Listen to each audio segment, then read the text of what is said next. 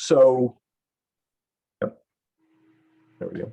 Okay, so the program committee came up with the idea of having this presidential forum and asked Connie Schulz, the current and about to be ex-president of the association, Ondine, who is the immediate past president, and myself, who I guess 3 years ago is when I entered my term, to have a conversation about the AD, about where we are and where we might be going in the future, to talk about how the organization can continue to be vibrant and relevant in times that have been difficult, and there were a lot of change has occurred over the last year or so, and more generally, the organization has had to respond to a lot of changes.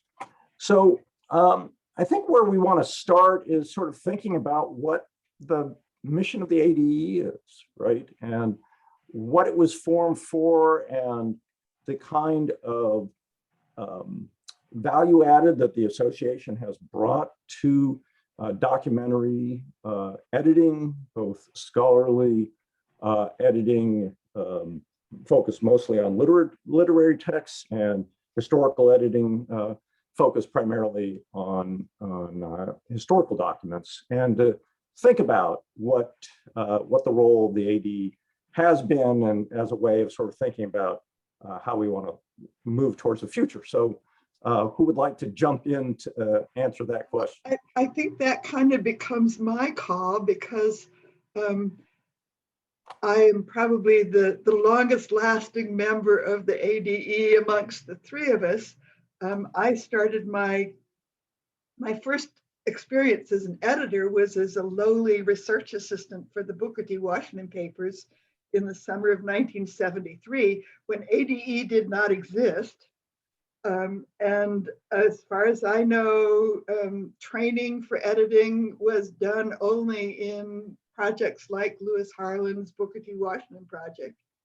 And I had no idea what I was doing beyond that I was researching and identifying unnamed African Americans, or named but unknown, who wrote into Booker T.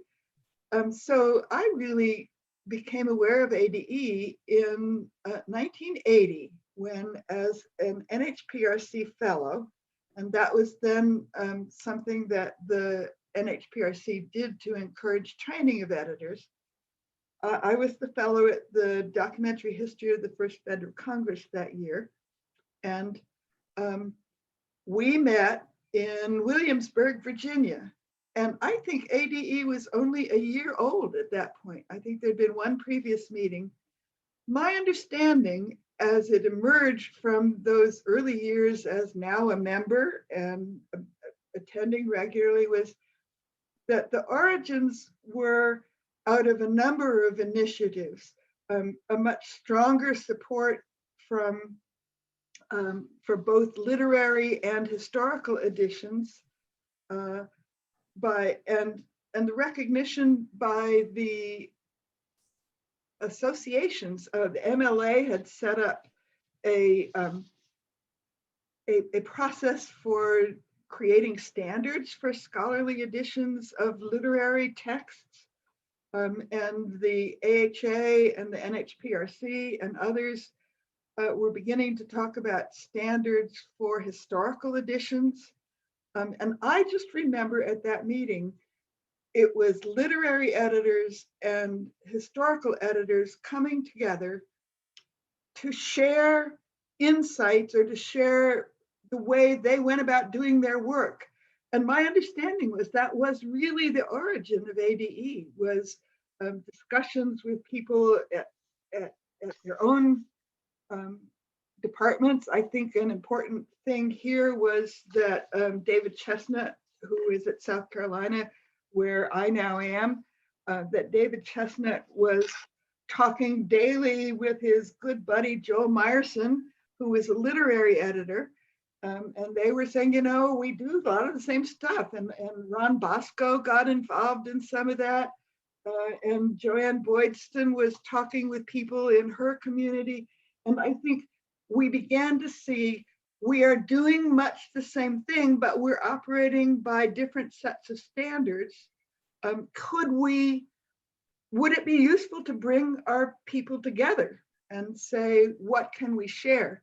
My vivid memory of that Williamsburg meeting is that G. Thomas Tencel was on the program with the then editor of the Adams papers, who I won't name, and I think John Y. Simon might have been on that panel. And the historian editor is saying, oh, well, you know, people want to be able to read the text. They don't want to have to see crossouts and interlineations, and they're used to having sentences begin with a capital letter and end with a period. And so this is the way we edit, and this is the way we should, because people want to read these old writings. And Tencel sat there with his cheeks getting redder and redder and redder, because he is one of the chief spokesmen of saying the text is crucial. You must honor the text.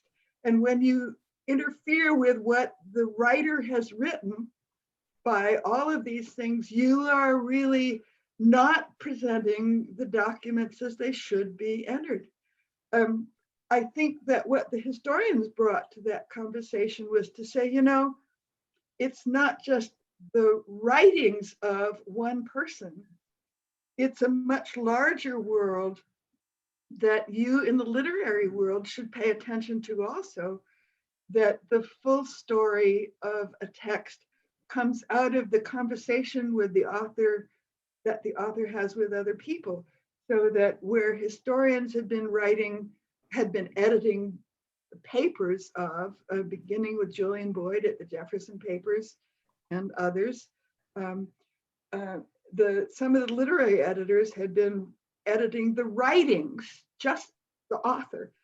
And I think the two came together and shared, and so we're seeing a really enrichment. That was a key, and I'm carrying on at some length because I have one other point I want to make. 79 was a wonderful year, but in 1980, a major change happened at the national political level, in that Ronald Reagan became president. And he and his cabinet began to say, let's get rid of these unnecessary federal agencies, one of which was the NHPRC. And at the same time, there was a fight to lower, they were very down on the National Endowment for the Humanities. So all the editors, whether they were philosophers or political scientists or historians or literature, suddenly had a mutual fight on their hands to ensure funding would continue for them to do the work that they wanted to do. And 1980-81 was the year that Charlene Bickford at the First Congress Project really began what became the ADE's Federal Policy Committee, and the role that the ADE could play in insisting on attention being paid to the importance of the work that we did. And as our federal policy people tell us now, we way far above our actual numbers in terms of impact on the Hill for support for humanities, for support for NEH, for support for NHPRC and the National Archives. The other thing that was going on in 79-80 is that the NHPRC began, and I think the first year was 79, correct me if I'm wrong. I know some of you might have, I don't know if anyone here paying attention would have been there and said, the first Camp Edit, the first Institute for Historical Editing with Dick Sheldon from NHPRC as the director. And again, ADE's purpose was educating editors, supporting editorial work at the federal level in terms of the funding, supporting each other across disciplinary boundaries. I'm sorry, I've carried on it too, but I think that was our founding. Those were the three founding purposes: talking to each other across disciplinary boundaries, but supporting editorial work generally in terms of the funding that was increasingly important and in terms of the education of future editors. So one of the things that the AD has also been, I think, very involved in doing, and I think this grows out of the very things you were talking about, right, was a notion of, you know, trying to establish standards, right, that could be broadly applied to a variety of different kinds of projects. And I think that is embodied in part in the Editing Institute, in part it's in the ways in which we argue for continued support for funding. So here's the ADE with, you know, these goals in mind. You know, so let's talk about today. You know, do these goals are they still the foundation for what the AD should be? Should we think about other ways in which the association should be looking forward? Are there ways in which we can better implement or support these foundational goals? Ondine, you have any thoughts on that? I might have a few. We'll see which ones I can pull out of my pocket. But I was thinking about how much the world that Connie was describing was one that existed toward a typographic product, right? And very specifically a physical on paper bounding covers typographic project. And that this wonderful discussion that was happening among these people across disciplines, bringing different practices to their work up to that point and saying, hey, how are you doing this? Oh, we're doing it this way. Which way is better? Let's work it out. That they still all shared a pretty foundational notion of that typographic on paper end product. And, you know, the moment that I came into the ADE, which I think was precisely when the MHS was beginning to convert 40 some odd previously printed volumes, Adams papers and Winthrop papers, to XML for online publication, that was all kind of blown apart, right? So I think that a lot of what we have seen change from there isn't just about the fact that, oh, we're taking those words and those characters and we're transforming them into something that displays online, but that the opportunity to publish your material has expanded exponentially. I can make a WordPress blog and I can type up some letters that I randomly choose from the archive at the MHS and put them in my blog. And I could call that an edition. And it also means that so many more people have access to putting that historical textual material out there. So I think in response to what you were saying, Paul, about, you know, where are we now? This is where we've just gotten spun around with that amount of change. And the notion of an edition is, I feel like it's just kind of running away from us in every direction, which is alarming and wonderful, right? And I'm not sure how well the ADE has been keeping up with that. That's interesting you should say that, Ondine, because I think that at least early on, some of the leadership in the ADE were people who were exactly thinking, perhaps not about that everybody could create an edition, but how is this new digital world going to affect what we do as editors? I know that two early members of ADE, David Chestnut at the Lawrence Papers and Charles Cullen at the Jefferson Papers, began by saying, well, we could use the power of the computer to make better indexes, and they created Syndex. And by 1990, I know that David was, and I think that others, Paul, perhaps you were then, were already involved with the TEI in conversations. I remember meeting Steve Spurberg McQueen when he came to talk with David Chestnut about, and I had no idea what tagging was. They tried to explain it to me, but the whole move toward the ways in which digital tools can help the editors in these traditional projects continue to do their tasks. And that was happening by 1990, so 30 years ago. Yeah. So ADE has been involved in that. Right. Now, I think it's a legitimate question. Are the things that we as an association are doing, such as having a virtual conference, continuing to move us to be kind of at the forefront of some of the development by scholars of these tools? Or are you saying that this is really something that scholars are the elite gatekeepers and we need to get out of the way for all these other people?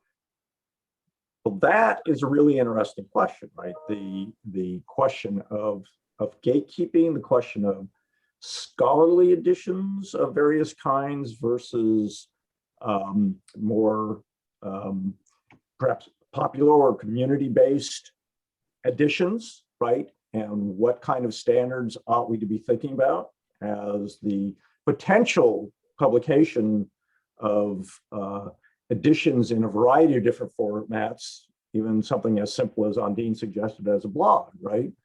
And so the part of the question becomes, what role does AD have to play in supporting work that maybe isn't part of sort of the traditional projects that have been most associated with ADE. And one of the things that the Institute has done, I think, has brought in people who might be not working on long-term projects, but who are working on smaller projects, individual projects, right?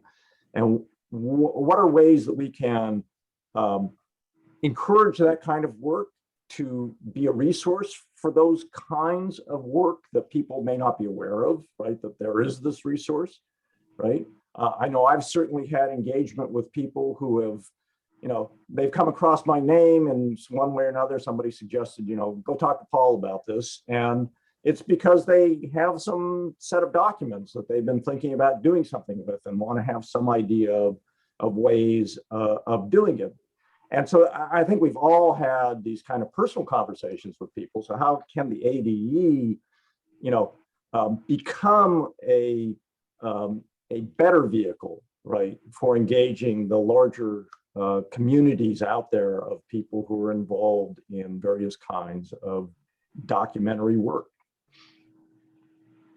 And we don't want to overlook, of course, the fact that the Editing Institute, which the ADE has been the administrator of for years, that the Editing Institute is now going online, and that is going to increase its reach so much. So many more people will be able to engage and gain the benefit of what all of the instructors, the faculty from the Editing Institute are able to put out there.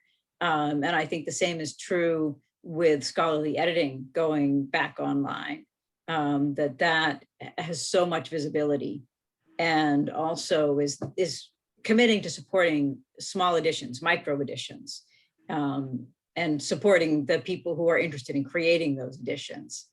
So those are both very strong support structures that are there now.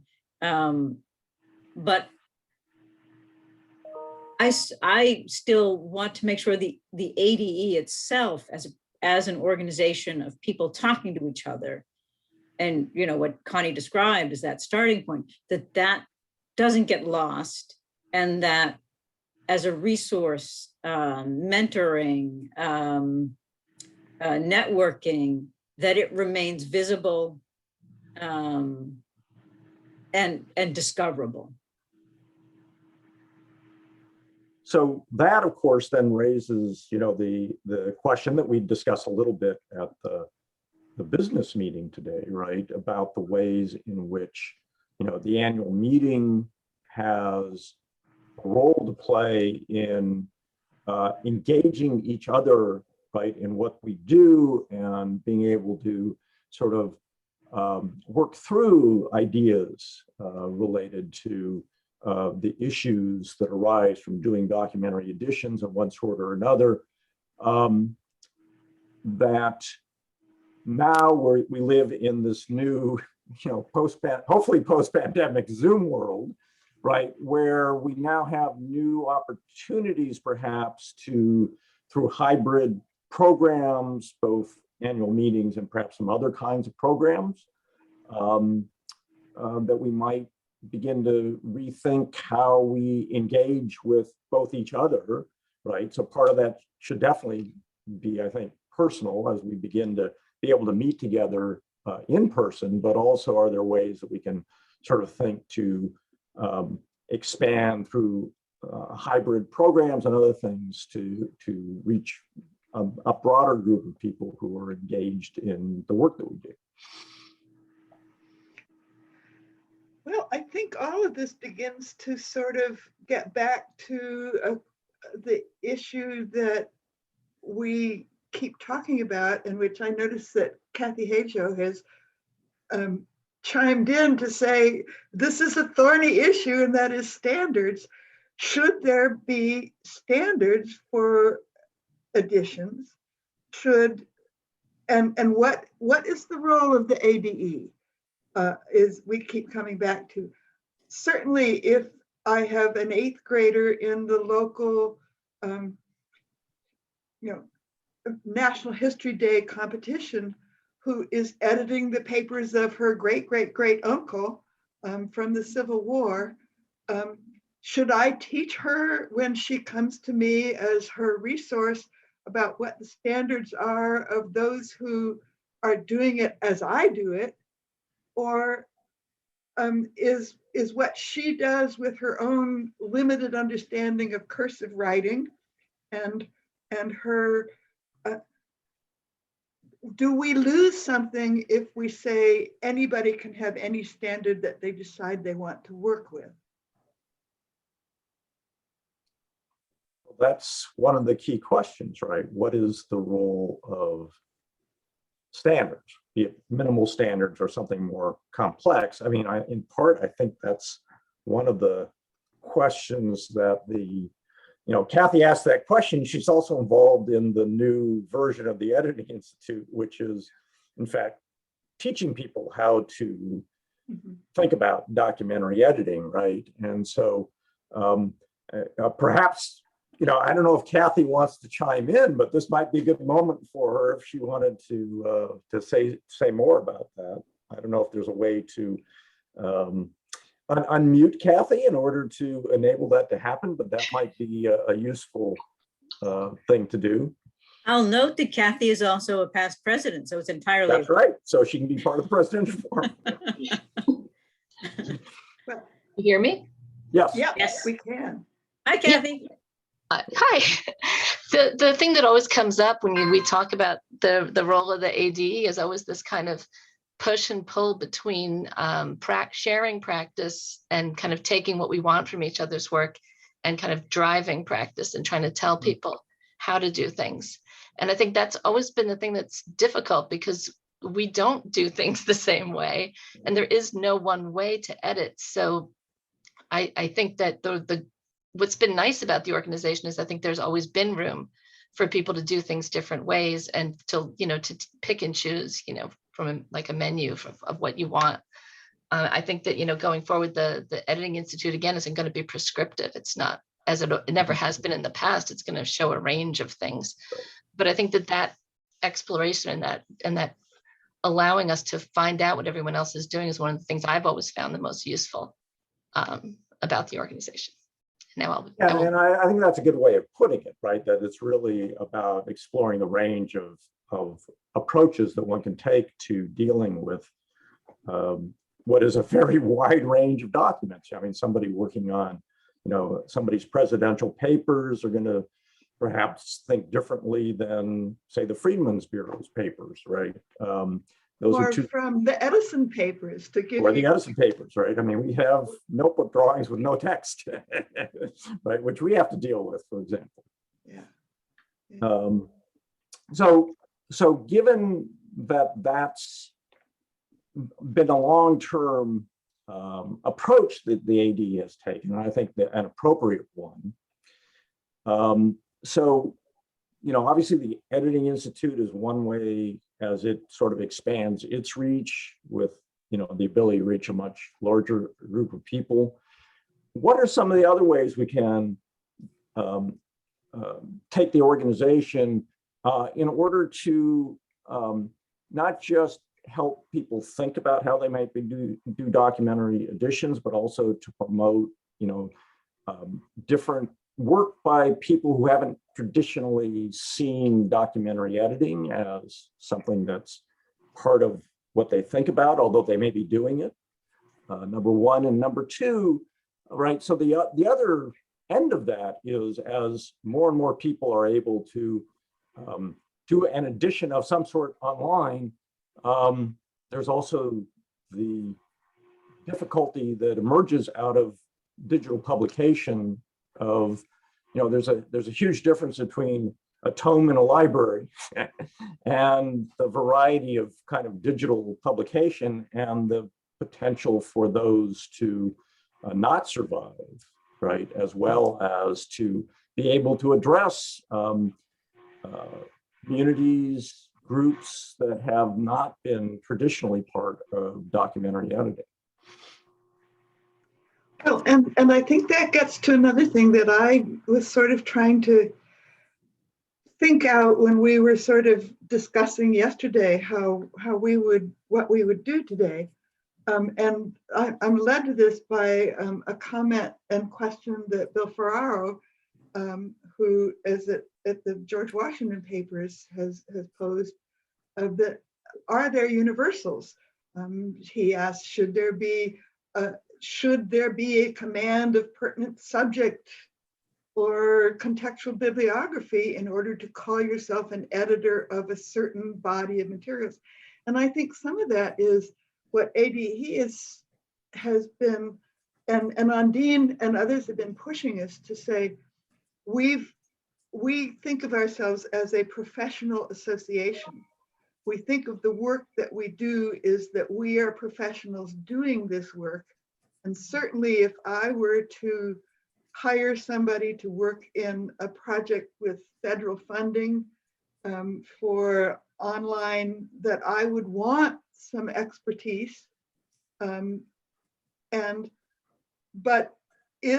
does this mean that we are elites who do not welcome amateurs? And I use the analogy that I play the violin. I play it quite well. I've always played in amateur community orchestras, but right now I am privileged to play in a professional paid regional symphony orchestra. Now, does that make me a professional musician? I don't have the professional skills and standards, higher standards for my playing, that if they were to hire somebody to teach violin, they would expect at the university.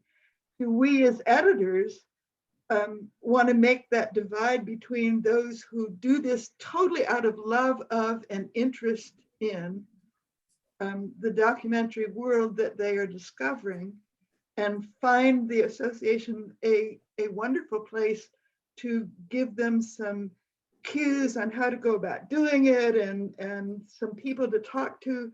Is there still a room to set aside that there are certain standards that we would expect those who consider themselves to be doing this professionally, to be doing it. And is ADE the right place across that spectrum for helping people, preparing people, teaching people? And does that cut out those who are the professionals? When does that degrade the level of conversation? Degrade being the wrong verb. What I need a better verb. Does that change the level of conversation where the professionals who are doing it who are editing with standards, self-developed, but nevertheless standards, does that change the conversations and drive out the people who have been the core members of the association?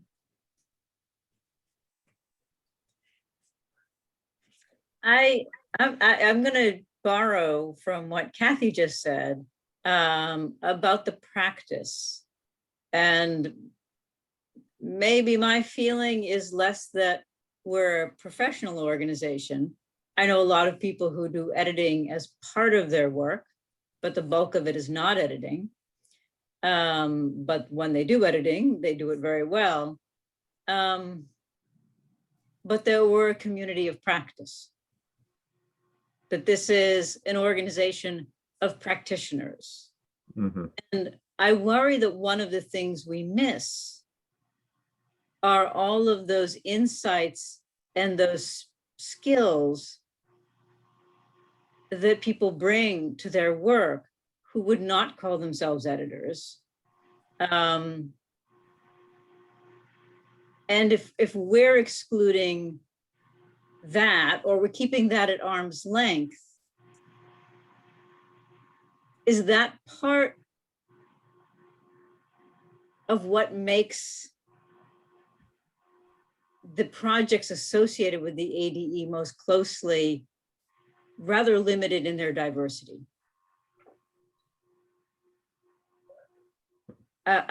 Recently, I heard a wonderful panel at the American Antiquarian Society talking about indigenous communities and editing, and some of the ideas there just completely turned on its head the assumptions that we make about text and authority.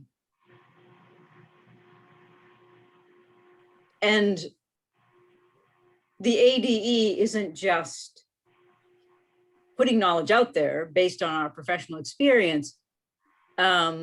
I mean, ideally, we wouldn't just be doing that, but also being very open, again, in the way that Kathy described, being very open to learning from anyone who comes to us with their practices and what they've learned from their content, and the principles that they bring to their content, which might be different from the ones that we have grown used to repeating as part of our practice. And that's where I'm, and I mentioned this the other day when I was talking with Connie and Paul, I'm not the only anarchist in the ADE, but I am one of them. And that's where I would love to see this kind of openness. You know, I think what's increasingly happening, right, is that the efforts to find ways of bringing other histories forward that have not traditionally been part of documentary editions is a really important thing for us to be part of, right? You know, and I think part of that is also that, you know, the kind of support, for example, that we've been involved in providing for continued funding of NHPRC, NEH, and so forth, right? Increasingly, you know, questions of, you know, are there different ways to think about what editions are and what they should be supporting, right?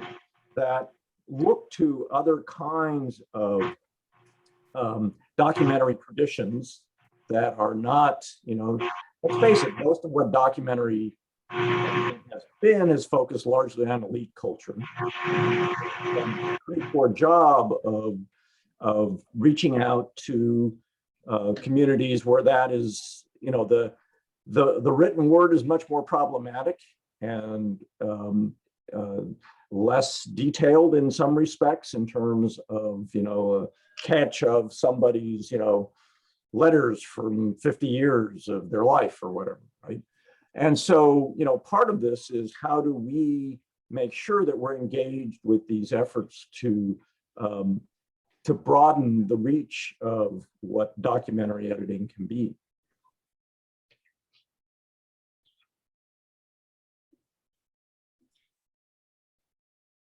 And I just sort of cut off the conversation there. No, I was thinking about a variety of things, but I'm also trying to see what one of the comments is here in the chat.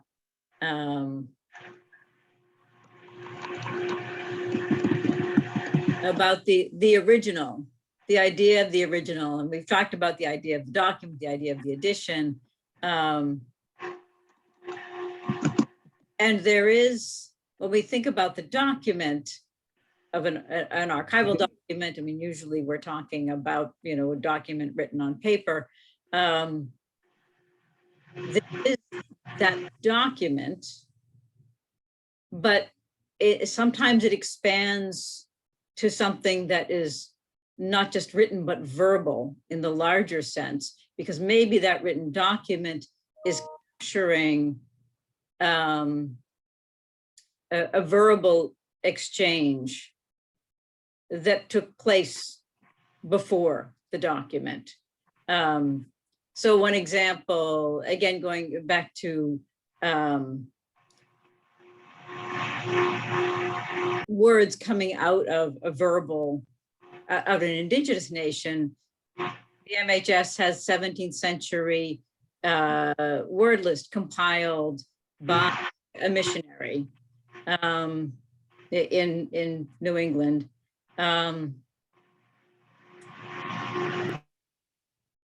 It's very clear that he was being instructed in learning the language by the community that he worked with.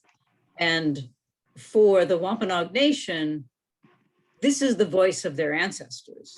These are Wampanoag voices. Granted, they're going through, they're being transmitted through a colonial hand, a colonizer's hand, but nonetheless, this is access to the voice of the ancestors. So there's even a tension there about what do we mean by the original? And I'm not saying we chuck out all the standards. I think that what we ask any project to do, you know, if someone says, hey, you know, we're thinking about doing this, some advice, you have experience. What we always ask a project to do is think about your own practices and be consistent in them.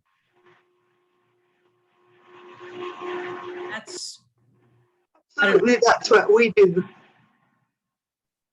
And one of the things that I notice, and I want to bring in Beth Louie's comment here because I think it's relevant. She says, and I think comes from her years of teaching editing across many different kinds of editing, that you ask, can I rely on, I would say this document, although she says edition, can I rely on this edited version of a document without consulting the original? And I think that that's a key issue, and it actually addresses your example of the indigenous people's languages, that the original document is a paper with a European transcribing it, and perhaps the original is a speaker of that language to ensure that that word has been captured accurately so that we can rely on its meaning. Does that make sense? Mm-hmm. But again, I'm very strict with the staff of my project that we do transcribe everything with a modified literal that, as you described, our practice is very limited to the changes that we allow ourselves to make. And we discuss those when we aren't going to be literal. Why would we not be? What advantage is there to changing to do it in a different way than what the writer wrote? And sometimes there is an advantage and sometimes there isn't, but we write it as a policy, as a practice, which we then all are within a group required to follow. My question is, I think, do individuals who take on the job of, who take on the joy of working with a document and wanting to share it with the world and putting it in a blog or putting it wherever they're putting it, do they know, in a way we're saying what should be standardized is consistency, that we have different ways that we decide we're going to do it, but then are we consistent across the board with how we do that in what we are editing? And does that interfere with other people being able to rely on is that inconsistent with Well, I think the point, I guess I got distracted. Yeah, the point of something being an addition, I think in part, right? So this question of being able to rely on it, right? And the discussion you were just having about how each project, in a sense, kind of goes through working through their documents, trying to figure out what their, standards and approaches are. That what's key more than anything else is letting everybody else know what it is you've chosen to do, right? So that when they go to an edition, they can see, okay, this is how they've approached these particular kind of issues that are involved in making this text accessible, right? And so now I understand, right, the approach that they've taken. And then that allows me to kind of evaluate how I feel about that particular edition of a set of documents, but at least there's something to judge it by, right? I think this is kind of crucial. And it's a lot about what I think we as a group of people involved in documentary editing have tried to focus on as we think through our projects and talk to other people about how we do things and how they do things, is trying to understand, right, this range of things, which is also what the Editing Institute is involved with. And then I think also is something that, in our interactions with the funding agencies, that those sorts of things are also sort of crucial to the way they think about what projects ought to be funded or not funded, right?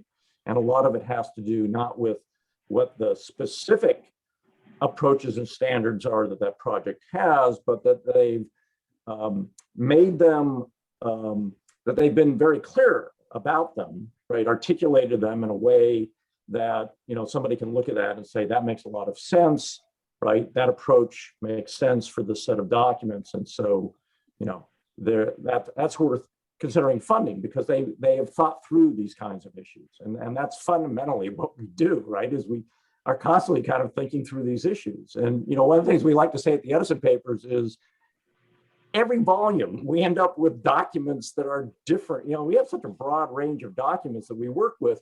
And almost every volume, we come to some sets of documents and go, okay, how do we approach these, right? Because these are different from what we've done in the past. And so we're kind of constantly in that process, right? But I think that's kind of crucial for, when we think about how can we rely on it, what makes an edition, that is kind of a centerpiece of how we ought to think about documentary editing. So I love your word choice. Oh, I love your word choice, trying to figure it out. Yeah, well, right? That's what we do. We're always trying to figure it out. Sorry. Well, and I think that's a role of the ADE. Is going forward, there will be new kinds of issues that people working with texts or with things that have textual components, if they don't look like that, that the ADE needs to be a place that welcomes those who are trying to work things out and provide a community to help you to work things out. Now, the question then is, how do we do that? What do we need to be doing anything different in order to be able to provide that community of practitioners to be useful to everybody who is trying to work things out?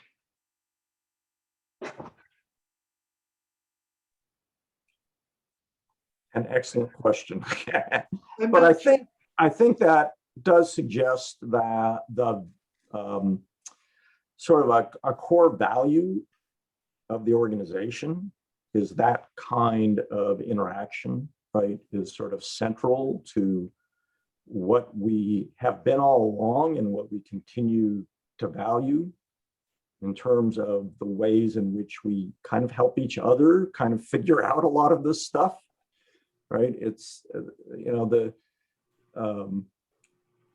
the extent to which, you know, the conversations, the, you know, looking at other editions, you know, have been invaluable, right, for the Edison papers. I remember when we first started our microfilm edition back in the 80s, and there was a long conversation between Rhys Jenkins, the editor of the Edison papers, and Nate Reingold, then the editor of the Joseph Henry papers, about just indexing documents for internal use, right, of the project.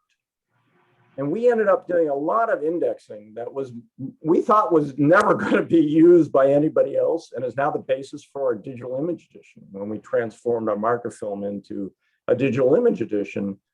And that was the product of this kind of interaction, sort of thinking about, well, what's valuable to have as the kind of what we now call metadata, right, for these documents. And it has enabled us to do something that we had never envisioned originally, right? So there are ways in which these conversations, right, provide us with insights to how we think about, you know, the whole process of what we do, not just, you know, how are we going to transcribe this document, but even how do we think about, you know, what this collection is that we have and how we can gain control over it, right? What we end up doing then is being able to, you know, develop a set of both tools and ways of approaching various problems involved in documentary editing that provide a range of approaches that can be quite valuable, not just for any single project, but the community as a whole. And I think that in some ways, the advent of computing tools has forced us to do that. I was thinking as you were talking, in our project, we fortunately were able to latch onto, we were introduced to a digital product that looked at all of the tasks editors did, and basically, it's a database, but it was a database that was redesigned to specifically address the issues that were relevant to a scholarly edition. And boy, are we doing internal indexing all the time within that database, so that if I've got 2,000 documents that have to do with the War of 1812 to the Major General of the Sixth Army, how can I code the different ways that we're looking at those documents that I can quickly say, okay, these 20 deal with whether or not they are going to offer a certain kind of piece to the Creek Nation or to the Red Sticks. And by internal indexing, I doubt that anybody else will ever see that. But the digital tools that the digital world has allowed us to have accelerated our ability to make decisions. They don't make the decisions any easier, but they give us more metadata to work with in trying to process through a difficult thing. And again, I think one of the joys of ADE has been going to a meeting and hearing people talk about alternative digital tools that we aren't using Mhm. and that we probably are not going to convert to because we have so much invested in what we're now doing. But ADE can and should be a show place or a marketplace or a discussion place maybe for different editors to say, well, this helps me in my project because. Have you thought about that you're going to have 10 times as many documents as you can possibly handle? How are you going to select the ones you're going to do? On what criteria are you going to select? Now, if you're my hypothetical 8th grader with her great uncle's letters from the Civil War battlefield, she may only have 10, but she may want to select only 2. Which 2? So I think some of those tasks that are part of our practice that we do, I hope would be useful to others who are trying to do best practice as far as their definition of that would mean. What is best practice? Best practice is what works best for you.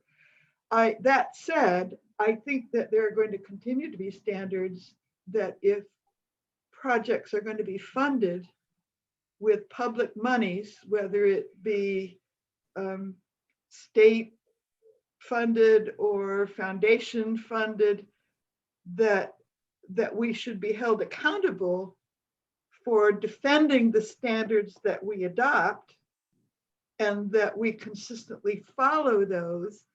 And I said, was ADE a gatekeeper? And I guess the answer is no, it really isn't. It's more of a gate opener, but that we should respect that there are probably different levels at which we should expect other people to support what we are doing, what we choose to do, and that we can choose to do it the way we want, but we should not then expect that the William and Mary Quarterly will accept an article in which we cite documents that didn't meet certain standards of, can I rely on the transcription or do I have to go see the original?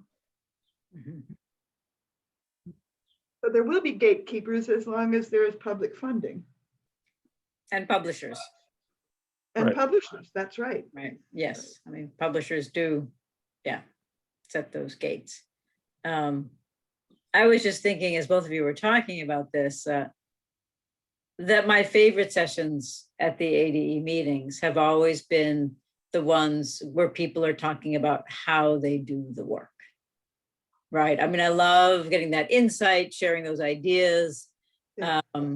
That's really a wonderful thing to be able to sit and hear about and talk about.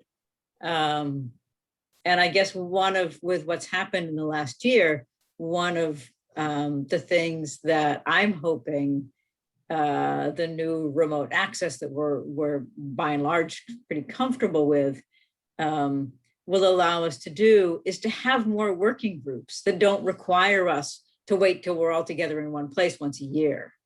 That, you know, whether it's based on subject matter or the kind of publication you want to create, that people will find each other through the ADE or by contacting the ADE to be able to work together in groups to compare the issues, the hurdles, and the resolutions that they've worked out. Because that's part of what makes this a really rich and wonderful environment. And I think that's one of the things that can make the ADE continue to be really valuable. We could keep talking, but we have 20 minutes left before they're going to shut us off at the control center. Um, um, are there other questions that we've discouraged by keeping on talking? So let's see. So one thing that's actually related directly to what Ondine was just talking about. So Bill Ferraro asks, are there universals like command of pertinent subject or contextual bibliography, right? And this goes to the sort of subject side of things, which we haven't really been talking about, but that too is an area where, so working groups, right? Thinking about that as an idea, that's where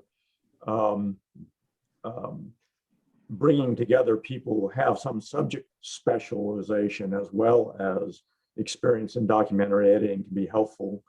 But it also strikes me that one of the things that's also the case, and something we haven't really talked about much or directly, I thought, tried to think about this as a process for editions, but the digital environment has the potential, right, for annotations on our annotations by other subject specialists, right, who are involved in whatever area of expertise the documents relate to. And this is another way we might begin to think about how we engage with a broader public, right? Are there ways we can think about the nature of digital documentary editing as also having ways of engaging more directly, right, with communities of users? There's a really good question on the Q&A that I think is an interesting challenge, and goes back to some of the things we've talked. Someone who's anonymous has asked, could the ADE be a tool or a team to help people open the gates kept by grant funders and publishers? And we have in the past, in that we have published guides to, and this goes way back, Michael Stevens was part of the team that published a book of samples of examples of how you might do different things, good practice. And ADE has served as kind of vetting or approving certain kinds of standards that come out of multiple practices. But do we need to be more proactive in arguing on behalf of those who are not getting the grant funds? How could we become more of a representation for different undocumented or lesser documented, what are the terms that I want to use? We are Underrepresented communities. Those the main funding agencies that we rely on, NEH and NHPRC, are actively reaching out, trying to encourage the editing of the documents that tell the stories of other underrepresented and untold organizations and peoples and groups. Does ADE has put as front and center of the program this time that we wanted to have as part of our program people who are doing exactly that kind of work as samples of how you might go about doing this. What could the ADE do beyond already opening up our program to more ways of delivering program and lying behind and supportive of the newly reimagined Institute for Historical Editing? That will bring in some people who will then have that credential to present to the funders. I don't know, what else should we do? Yes, some of may be about engaging. I think that the NHPRC and NEH are both very actively reflecting on the kinds of expectations they've had in terms of traditional ideas of an edition, precisely in order to try to open the gates themselves. Publishers, I think, is a different problem, because my sense is that publishers, as especially scholarly presses, become underfunded themselves, is to some degree suffocated by revenue expectations at the universities, that they're probably being less bold about going in new directions. So Yeah, that's so I would agree with that. I think that the publishers, especially university publishers at this point, are in a state of flux, right? They're not going to help to kind of lead the way into a new way of sort of supporting the publication of different kinds of editions. But it's clearly what NEH and NHPRC have been thinking about a lot. So Nick Wasman, his question is, what are some of the alliances or partnerships that have done or might be the most help for the AD's goals? And so this is one of our partnerships is actually with the funding agencies, right? And so, I think there have been conversations that have been happening recently about how to promote, next generation editions that take on different kinds of subjects and look at different kinds of documentary materials of one sort or another. And so that to me is one of the important partnerships and ways in which the association can help to foster, right, new kinds of editions. Are there others that we might think about in that regard? We have not been, as far as I know, very actively partnering with publishers themselves, to go back to Ondine's point.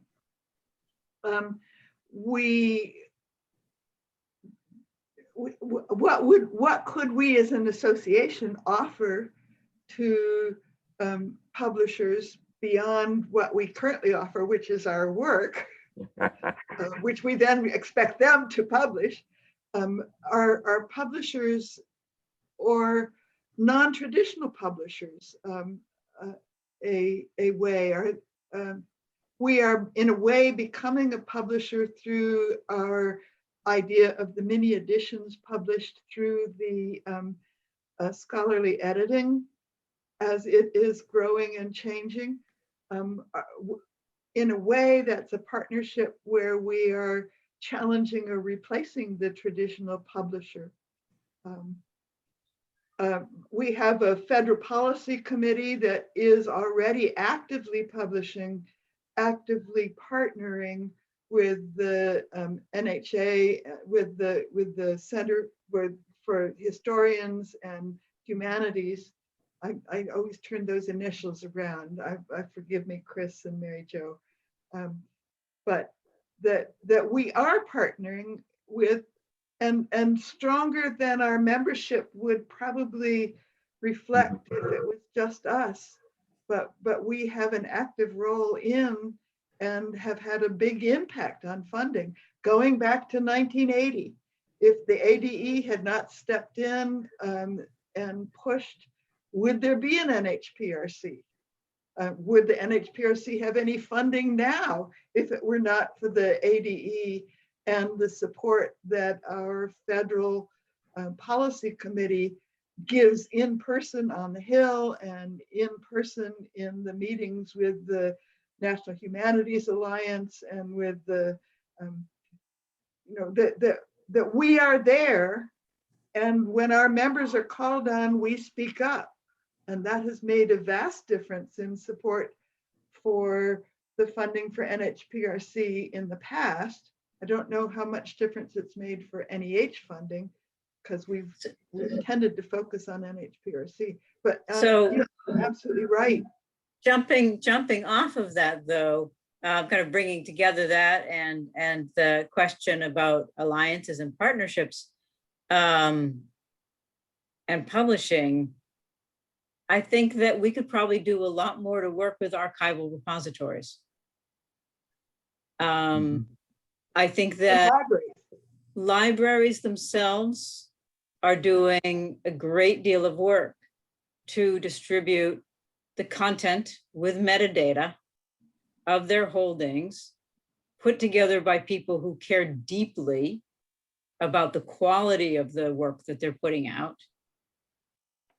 And I think that there is documentary editing and publishing happening in those centers, and that partnering with those institutions, obviously I'm a little biased here, partnering with those institutions would bring together something that really doesn't need to be separated.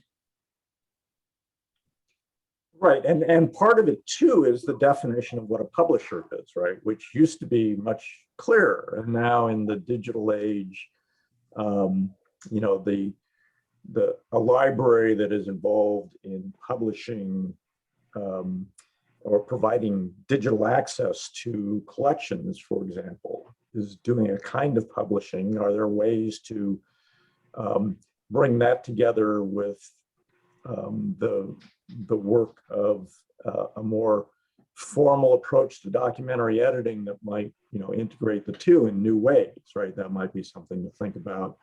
There are also the issues of other kinds of publication forms that people have. So scholarly editing is one, but you know, the blog idea that you mentioned is another. Some of those are going to be more permanent than others. And so part of it too is how do we ensure that an edition that's published online, right, there's kind of an ephemeral quality to some of the stuff that gets published, although it's not intended to be a temporary publication. But the problem of ensuring that digital projects live into the future is one that we have to pay attention to, I think. So before we end, we're getting down to our last 6 minutes now. Noelle clarified her question before about the Federal Policy Committee as a tool for the ADE, and our ability through that to further encourage the federal funding agencies to make sure that they are opening the gates to, as Noelle says, silenced and underrepresented voices in communities. Mm-hmm.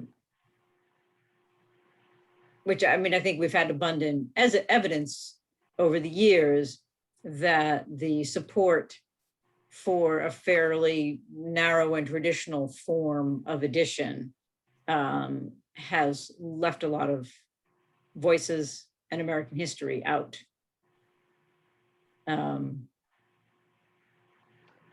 So my answer to the question is yes, indeed. But at the same time, how much of the transformation of the editing world, even 25 years ago, when we were criticized for only editing the papers of great white men and a few great black men, the editing community and the funders began to support some great white women and some other projects that went beyond a few great black men to support some of the comes to mind is the Freedom History Project of the Freedmen's Bureau papers, and others like that. So ADE has in the past helped to promote that, the move in those directions when we were criticized as an association that represented great white men, and we are now doing increasingly a few more women, not a lot, but there is an increased value of some of the things that has grown out of self-examination on the part of editors. I see we're down to 4 minutes. Paul, is there anything you want to push us toward in that last few minutes? Well, we've covered a lot of subjects. So I guess, maybe do either of you have some sort of kind of summing up or last thoughts you want to present? I'm going to defer to Connie as the outgoing president. Well, the ADE has been a wonderful home for me for the kind of immersion in documents that I value most about my role, my life as an historian, is that I have learned through the ADE to be much more open and thinking about what is the history of our past, how do we know about it, how do we make that accessible to a broad variety of people outside of my classroom. And I hope that the ADE can continue to play that role in the future for others across disciplinary lines, not just historians, but political scientists and economists and sociologists. And that two of my favorite, I have a pair of twin sisters who, one is a literary gal and one is an anthropologist, and they have loved transcribing our 18th century military and political documents as a way of rethinking what they will do with the documents or the texts or the interviews or that they will encounter in their professions. They're graduating. We're congratulating them.